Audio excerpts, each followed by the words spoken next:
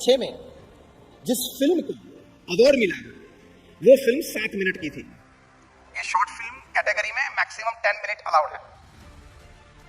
ये 7 मिनट की फिल्म में कोई डबिंग नहीं था, मतलब कोई आवाज नहीं था, मतलब साइलेंट मूवी थी। कोई कैरेक्टर नहीं था, मतलब कोई जीवंत व्यक्ति नहीं था, कोई बड़ा नाम हो एक्टर का वो भी नहीं था, कोई म्यूजिक नहीं था।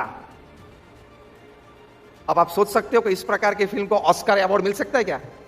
फिल्म में म्यूजिक ना हो, कोई लाइव कैरेक्टर ना हो, कोई वार्तालाप ना हो, एक भी डायलॉग ना हो, साइलेंट मूवी हो, तो इसको इस जमाने में क्या अवार्ड मिल सकता है? फिर भी मिला, और वो भी ऑस्कर मिला। वो फिल्म क्या थी? एक जर्मन फिल्म थी। तो ये फिल्म में एक डिस्क थी, इतनी चौड़ी होगी शायद, और 5-6 गुड़ियां एक एक कोने पे खड़ी थी, और वो डिश को सेंटर सपोर्ट था। तो सेंटर सपोर्ट मतलब ग्राउंड से 4-5 फीट ऊपर ये डिस्क, वो बीच में सेंटर सपोर्ट के सहारे वहां खड़ी थी। ऊपर से एक ऑर्नामेंट गिरा, तो ये 4-5 गुड़ियां लालायत हो गई कि मैं दौड़ के वो ले लूं, लेकिन एक दौड़े तो वो डिस्क इंबैलेंस हो जाती थी, बाकी की 5 शायद गिर जाए ऐसी परिस्थिति खड़ी हो जाती थी। तो वो वापस अपनी पोजीशन पे आ जाती थी कि मेरी वजह से ये 5 गिर जाएगी। दूसरी कोई गुड़िया ने ट्राई किया तो यही परिस्थिति, तीसरी ने ट्राई किया वही परिस्थिति। फिर ये 5-6 गुड़िया उन्होंने एक दूसरे के साथ संन्यास से काम किया कि हम एक साथ ये रफ्तार में इतने छोटे छोटे कदम रखते हुए वहां तक पहुंचेंगे। Balance, power of collaboration. एक आगे दौड़ेगा लेने के लिए तो बाकी के 5 गिरेंगे, और शायद वो भी गिर सकती है ना, डिश इंबैलेंस हो जाती है। फिर ये 5-6 गुड़िया एक साथ आगे चली सेंटर की ओर, एज की ओर से सेंटर की ओर चली। 5-6 गुड़िया एक साथ वहां पहुंची, और सभी को ये प्राप्त हुआ, सभी ने मिलकर इसका भुगतान किया, सभी ने मिलकर इसका आनंद लिया। अगर एक दौड़ के आगे जाती तो शायद वो मिलता ना मिलता, वो भी एक प्रश्न था। वो भी गिर सकते थे, सब गिर सकते थे। ये फिल्म को ऑस्कर अवार्ड मिला है क्योंकि टाइटल क्या लिखा था? Together we are better. Together we are better.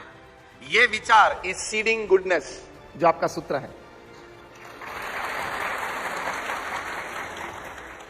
Goodness का आप जब अपने अंतर में विचार की दृष्टि से, भावना की दृष्टि से उसका बीज बोते हो, सीडिंग गुडनेस। और वो गुडनेस क्या है? अनेक प्रकार की गुडनेस है, लेकिन आप सभी के लिए, सह्याद्री परिवार के लिए प्रथम गुडनेस क्या है? जो ये जर्मन फिल्म का टाइटल था, together we are better. Together we are better. वो प्रथम गुडनेस कोऑपरेटिव सेक्टर में सीडिंग आपके हृदय में आपको करना है। वो सीडिंग गुडनेस सिर्फ पढ़ना नहीं है, लेटर पैड पे सिर्फ उसको वो छपा हुआ इसलिए पढ़ते हैं वो नहीं है। You have to seed goodness in your hearts and minds that together we are better. साथ में है तो हम सब समृद्ध हैं। तो मैंने आपको एक फुटबॉल का दृष्टांत दिया, मैंने आपको एक मैनेजमेंट एक्सपर्ट की राय दी, मैंने आपको एक जर्मन फिल्म को ये अवार्ड मिला उसकी बात की। इन तीनों बातों से एक बात स्पष्ट होकर हमारे सामने आती है, और वो है जो अमेरिका के प्रेसिडेंट जॉन एफ कैनेडी ने अपने प्रथम प्रेसिडेंशियल एड्रेस में कहा था, united we stand and divided we fall. United we stand and divided we fall. This is called power of collaboration. हम साथ में रहेंगे तो हम खड़े रह पाएंगे। कहां? तकलीफों के सामने, कहां? अपनी प्रगति की राह पे। और अगर टूट जाएंगे, बिखर जाएंगे, तो सभी को पूरे जीवन तक शायद अफसोस हो सकता है, सभी को आर्थिक क्षेत्र में भी बड़ा घाटा आ सकता है, कई लोग अपनी रोजगारी भी खो सकते हैं। United we stand and divided we fall. लेकिन एक कम नसीबी मैं आपको बताऊं, थोड़ी सी कम नसीबी। और वो क्या है? एक कहावत है,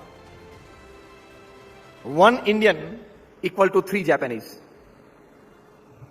मतलब एक भारतीय है, उसमें इतनी ताकत है, इतनी श्रद्धा है, एक एटीट्यूड है कि वो 3 जापानीज का काम अकेला कर सकता है। ये कहावत को आगे ले जाते हैं, 2 इंडियंस इक्वल टू 1 जापानीज। ये कैसी फॉर्मूला हुई? 1 इंडियन इक्वल टू 3 जापानीज, तो 2 इंडियन मतलब कितना होना चाहिए? लीनियर इक्वेशन से बोले 6 होना चाहिए। ये कहावत बनी है बहुत समझ के, इसलिए मैंने बोला थोड़ी कम नसीबी है। 1 Indian equal to 3 Japanese, but 2 Indians equal to 1 Japanese. मतलब जब 2 हम साथ में आते हैं तब एक दूसरे की टांग खींचते हैं, अपना अभिप्राय छोड़ने के लिए तैयार नहीं होते हैं, अपनी मनमानी करने का प्रयत्न करते हैं, मैं जो कहूं वो सही है उसका आग्रह रखते हैं। I am more educated and more intelligent than you, so you should obey me. मैं आपसे सह्याद्री फार्म में ज्यादा सीनियर हूं, आप मेरे हाथ नीचे काम कर रहे हो, तो आप ठीक है एक बार अपना अभिप्राय बताएं, लेकिन फाइनली तो आपको मेरा ही अभिप्राय स्वीकार करना पड़ेगा।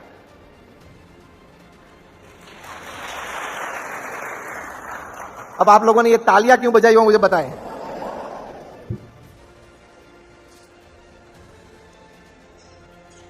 यहां पावर ऑफ कोलैबोरेशन टूटता है, कोलैबोरेशन टूटता है। तो 2 इंडियन मतलब 1 जापानीज, मतलब 2 साथ में आते हैं, तो इस प्रकार की जो मैंने अभी वर्णन किया परिस्थिति खड़ी होती है, तो कितना काम कर पाते हैं? सिर्फ 1 जापानीज जितना काम कर पाते हैं, क्योंकि आधा समय किसमें बिकता है? बाजू वाले का, मतलब मेरे साथी कर्मचारी का बुरा दिखाने में, बुरी रिपोर्ट ऊपर भेजने के लिए। हमने आपके ऑफिस में इलेक्ट्रॉनिक बग्स रखे हैं, पता है क्या हो रहा है? 90% तो ऐसी संस्थाएं में सब कुछ अच्छा चलता है, ठीक चलता है, इसीलिए तो इतना विकास दिखता है इतने कम समय में, 6-7 साल हुए। लेकिन जो 10% कमी रह जाती है उसकी बात मैं करता हूं, करनी चाहिए ना विलासी।